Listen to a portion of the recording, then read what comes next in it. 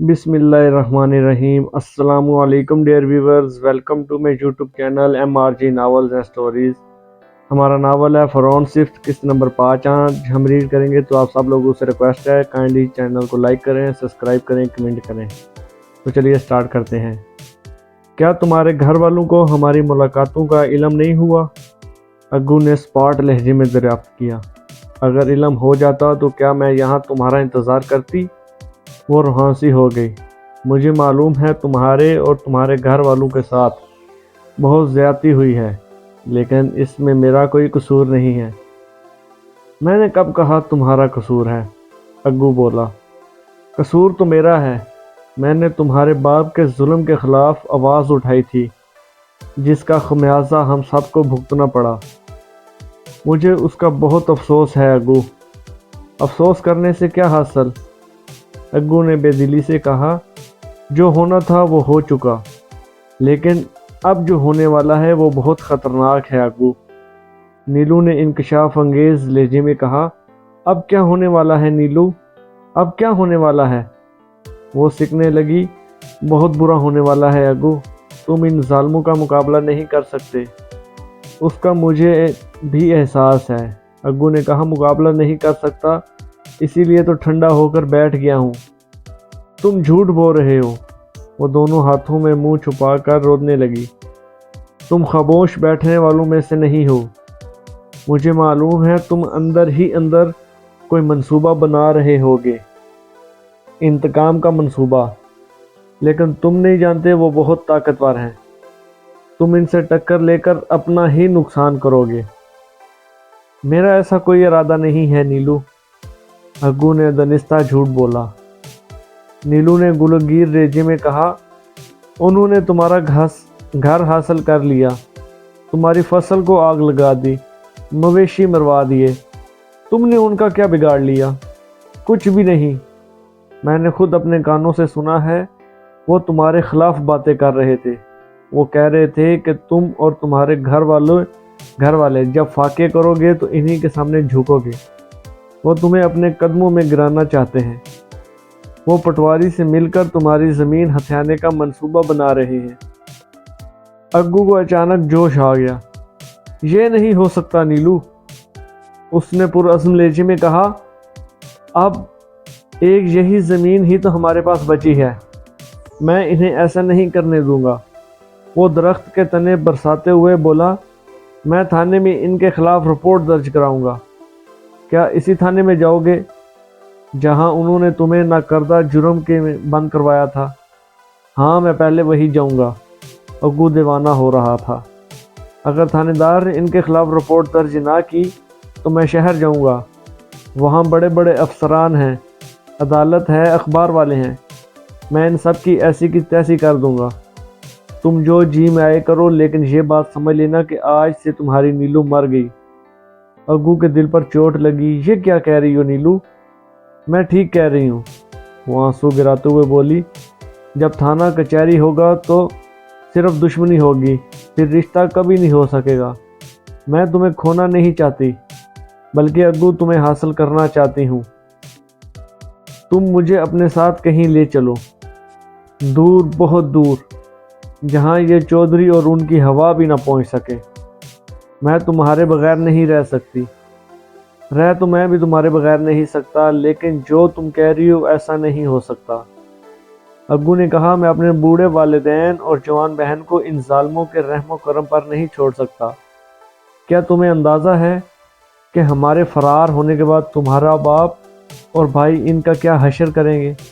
मैं जानती हूँ, सब जानती हूँ, वो भराई हुई आवाज़ में बोली। लेकिन अपने दिल के हाथों चाहती हूँ, मजबूर हूँ। तुम ही कोई सबील निकालो। मैं तुम्हें नुकसान पहुंचते हुए भी नहीं देखना चाहती और तुम्हें खोना भी नहीं चाहती। अग्गू ने कहा। सोचेंगे तो कोई सबील निकल ही आएगा। ये अच्छी बात है कि अभी तक इन्हें हमारे ताल्लुकात का पता नहीं चला। हमारी बेहतरी इसी में है कि इन्हें इस बारे में कुछ पता ही ना चले, और इसलिए ज़रूरी है कि हम मिलना जुलना छोड़ दें। मैं तुम्हारे बगैर किस तरह ज़िंदा रहूँगी अग्गू? जैसे मैं तुम्हारे बगैर। वो दोनों تھوڑی دیر تک مختلف پہلوؤں پر گفتگو کرتے رہے، پھر ایک غیر معینہ مدت کے لیے جدا ہو گئے۔ نیلو اگو کے ساتھ کہیں بھی چلنے کو تیار تھی، لیکن اگر کوئی مسلط کی راہ نکلنا چاہتا تھا جس کے امکانات بہت کم تھے، تاہم اس نے نیلو کو تسلی دی تھی کہ وہ جلد از جلد اس مسئلے کا کوئی نہ کوئی حل نکال ہی لے گا۔ اس مسئلے کا تو کوئی مثبت حل برآمد نہ ہو سکا، لیکن چودھری حکمداد نے اپنے منصوبے پر عمل کر ڈالا۔ اس نے پٹواری رب نواز کے توسط سے فضلو کی زمین اپنے نام کروا لی تھی اور 500 روپے یہ اسے خیرات سمجھ کر دے دیے تھے۔ فضلو کے پاس یہ رقم وصول کرنے کے سوا کوئی چارہ نہیں تھا۔ سونا اگلنے والی 5 ایکڑ زمین کی قیمت 500 روپے وصول کر کے اس کا دل خون ہو گیا تھا، مگر وہ مجبور تھا۔ اس کھلے ظلم کے خلاف وہ احتجاج کرتا بھی تو کہاں جاتا۔ وہ رو دھو کر خاموش ہو بیٹھا۔ اس واقعے کا سب سے زیادہ صدمہ اگو کو پہنچا تھا۔ اس وقت اس کے وجود میں غصے اور انتقام کا طوفان ابھر رہا تھا۔ اس کا جی چاہ رہا تھا کہ وہ ابھی اٹھے اور آندھی طوفان کی طرح چودھریوں پر چڑھ دوڑے، خود مر جائے یا ان کو نست و نابود کر دے، لیکن نیلو کی ایک قسم اس کے پاؤں کی زنجیر بن گئی تھی۔ آخری ملاقات میں نیلو نے اگو کو قسم دی تھی کہ وہ اس سے وعدہ لیا تھا کہ وہ کسی بھی قسم کی انتقامی کارروائی سے باز رہے گا۔ اگو کو نیلو سے جدا ہوا ہر وعدہ نبھانا تھا۔ ماہ گزر گئے، پھر ماہ پہ ماہ گزرنے لگے۔ چودھری کی دی ہوئی رقم کتنے دن چل سکتی تھی؟ بالآخر فضلو کو مجبوراً چودھریوں کے کھیتوں میں مزدوری کرنا پڑی۔ اگو بھی اپنے باپ بیٹے کے ساتھ گدھے کی طرح پورا دن کام کرنے لگا۔ کچھ دنوں کے بعد چھوٹے چودھری منصب نے شرط عائد کر دی کہ فضلو کی بیوی اور بیٹی کو بھی کھیتوں میں کام کرنے کے لیے آنا پڑے گا، ورنہ وہ ان کو بھی مزدوری سے خارج کر دے گا۔ بادل ناخواستہ اگو کا پورا گھر چودھری حکمداد کے کھیتوں میں صبح سے شام تک اپنا خون پسینہ ایک کرنے لگا۔ اس دوران میں 1 یا 2 بار اگو نے نیلو سے ملاقات بھی کی تھی، لیکن بہت چھپ چھپا کر۔ لگتا تھا اگو نے اپنے حالات سے سمجھوتا کر لیا ہے۔ اب اس کے لیے یہی بہت کچھ تھا کہ وہ نیلو اس سے بھی مل لیتی تھی۔ نیلو کو حاصل کرنے کی خواہش اس کے دل میں موجود تھی، مگر ہر گزرتے دن کے ساتھ دھندلاتی جاتی تھی۔ اسے یقین ہوتا جا رہا تھا کہ نیلو نے بھی اسے نہیں مل سکے گی۔ وہ اپنی داست میں بہت خاموش اور احتیاط سے ملتے تھے، لیکن چودھری منصور کو ان کے متعلقات کا علم ہو گیا تھا۔ اس نے پہلے چھپ کر ان کی نگرانی کی، پھر جب اس نے اپنی آنکھوں سے نیلو کو ایک کمی کمین سے ملتے ہوئے دیکھ لیا تو اس کا غصہ 7ویں آسمان کو چھونے لگا۔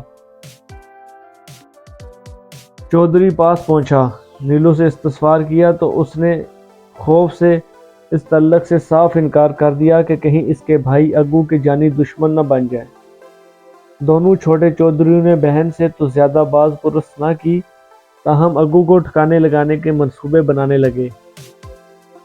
وہ کسی بھی طور یہ گوارا نہیں کر سکتے تھے کہ ان کی بہن کا نام کسی کم ذات اور بیچ کھیت مزدور کے ساتھ منسوب ہو۔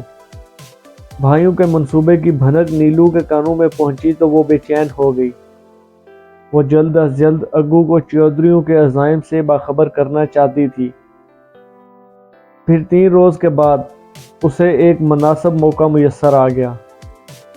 اس روز چودھری منصب اور منصور ساتھ والے گاؤں گئے ہوئے تھے۔ بڑا چودھری حویلی کے اندر ہی تھا۔ دوپہر کے بعد نیلو کھیتوں میں پہنچ گئی، پھر اشارے سے اس نے اگو کو اپنی طرف بلا لیا۔ وہ دونوں آمو کے باغ میں آ گئے۔ نیلو کی حالت کو دیکھ کر اگو بھی پریشان ہو گیا۔ کیا بات ہے نیلو؟ اس نے جلدی سے پوچھا۔ جتنی جلدی ممکن ہو سکے تم کہیں چلے جاؤ اگو، وہ پھولے ہوئے سانسوں کے درمیان بولی۔ اس گاؤں سے بہت دور۔ آخر ہوا کیا ہے؟ وہ تمہیں ختم کرنے کا منصوبہ بنا رہے ہیں۔ وہ کون؟ منصب اور منصور۔ اب ایسی کیا بات ہو گئی ہے؟ انہیں ہمارے تعلقات کا پتہ چل گیا ہے اگو، نیلو نے ڈب ڈباتے ہوئے لہجے میں کہا۔ میں نے خود اپنے کانوں سے سنا ہے، وہ تمہیں قتل کرنے کی باتیں کر رہے ہیں۔ انہیں کیسے پتا چلا؟ اگو ابھی تک الجھا ہوا تھا۔ بس میں تمہیں یہی بتانے کے لیے آئی تھی، نیلو واپسی کے لیے مڑ گئی۔ میں ہمیشہ اپنی بات پر قائم رہوں گی۔ اگر تم مجھے اپنے ساتھ لے جانا چاہو تو ایک اشارہ کر دینا، میں تمہاری خاطر سب کچھ چھوڑنے کو تیار ہوں اگو۔ اپنی بات ختم کرتے ہوئے وہ درختوں میں گم ہو گئی۔ اگو شدید الجھن کا شکار ہو گیا تھا۔ وہ ڈرپوک نہیں تھا کہ اپنی جان بچانے کے لیے گھر والوں کو سپرد عذاب کر جاتا۔ وہ کسی بھی صورت میں فرار ہونے کے بارے میں بھی سوچ بھی نہیں سکتا تھا۔ تاہم نیلو کی بات نے لاشعوری طور پر اسے خوفزدہ ضرور کر دیا تھا۔ خاص طور پر تاجی کے حوالے سے وہ زیادہ پریشان تھا۔ وہ انہی خیالوں میں گم تھا کہ اچانک اسے اپنے سامنے چودھری منصب کھڑا دکھائی دیا۔ نہ جانے کب وہ ایک درخت کی اوٹ سے نکل کر اس کے مقابل آ کھڑا ہو گیا۔ در حقیقت دوسرے گاؤں میں جانے والی بات دونوں بھائیوں نے جھوٹ موٹ پھیلائی تھی۔ چودھری حکمداد کو انہوں نے بتا دیا تھا کہ وہ کیا ارادہ رکھتے تھے۔ وہ اگو کو گھیر کھاڑ کر جھوٹے مقدمے میں الجھانا چاہتے تھے تاکہ وہ جیل چلا جائے۔ اس طرح ان کی بہن بھی محفوظ ہو جاتی اور انہیں انتقاماً اگو کی بہن پر ہاتھ صاف کرنے کا موقع بھی مل جاتا۔ اس کے بعد جو کچھ ہوا اگو کے وہم و گمان میں بھی نہیں تھا۔ چودھری منصب نے سیٹی بجائی تو چودھری منصور بھی ایک درخت سے کود کر نیچے آ گیا۔ ان دونوں سے یہ بآسانی اگو کو قابو کیا اور حویلی کے اندر لے آئے۔ حویلی کے اندر ڈرامے کا باقی حصہ مکمل کیا گیا اور بعد ازاں وہ اسے گھسیٹتے ہوئے میرے پاس تھانے لے آئے تھے۔ اب وہ میرے سامنے بیٹھا ہوا تھا، اپنی دکھ بھری کہانی سنا رہا تھا۔ اس کی کہانی بہت دکھ بھری اور درد انگیز بھی تھی۔ چودھری حکمداد کے ظلم و ستم کی جو داستان میں نے سن رکھی تھی، ان کا ایک عملی نمونہ میرے سامنے موجود تھا۔ تاہم چودھریوں پر ہاتھ ڈالنے کے لیے مجھے بڑی ہوشیاری سے یہ منصوبہ بندی کرنے کی ضرورت تھی۔ میں نے اگو سے پوچھا، تم نے بتایا ہے کہ وہ تمہیں قتل کرنے کا ارادہ رکھتے تھے، پھر انہوں نے چودھری حکمداد پر قاتلانہ حملے کا ڈرامہ کیوں رچایا؟ وہ چاہتے تو خاموشی سے قتل کر کے تمہیں کہیں دبا دیتے، کسی کو کانوں کان خبر نہ ہوتی۔ وہ ایسا کر سکتے تھے، اگو نے کچھ سوچتے ہوئے جواب دیا۔ اب تو وہی یہ بتا سکتے ہیں کہ انہوں نے اپنا ارادہ ترک کر کے یہ ناٹک کیوں کھیلا۔ میں نے کہا، بہرحال تم یہاں محفوظ ہو، فکر مند ہونے کی ضرورت نہیں ہے، میں چودھریوں سے نمٹنے کا کوئی طریقہ نکال ہی لوں گا۔ میں غیر محفوظ نہیں ہوں تو یہاں محفوظ تو ہوں، مگر میرے گھر والے بہت غیر محفوظ ہیں۔ خاص طور پر تاجی کی فکر مجھے کھائے جا رہی ہے۔ وہ بدفطرت چودھری کوئی اوچھا وار بھی کر سکتے ہیں۔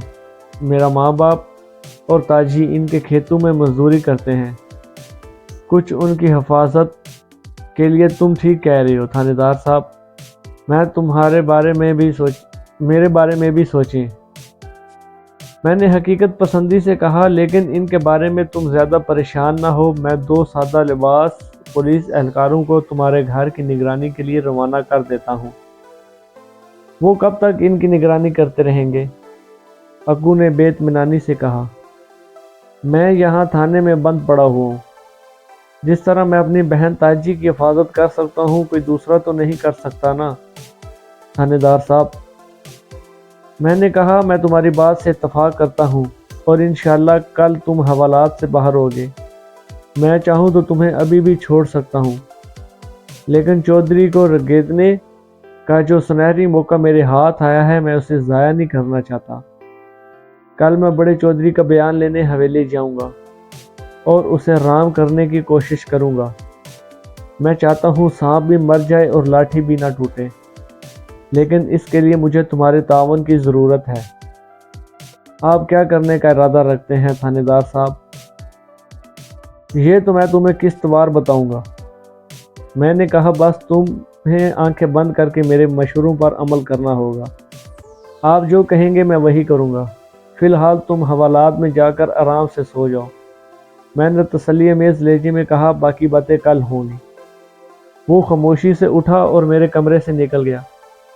میں نے واضح طور پر محسوس کیا کہ وہ کچھ بھی نہیں کر سکتا تھا۔ میری تسلی سے مطمئن نہیں تھا، تاہم میں سربست اس کے لیے کچھ اور بھی نہیں کر سکتا تھا۔ جی ویورز، کیسی لگی آپ کو یہ ایپیسوڈ؟ اگر آپ کو ایپیسوڈ اچھی لگی تو کائنڈلی لائک کریں، سبسکرائب کریں اور شیئر کریں۔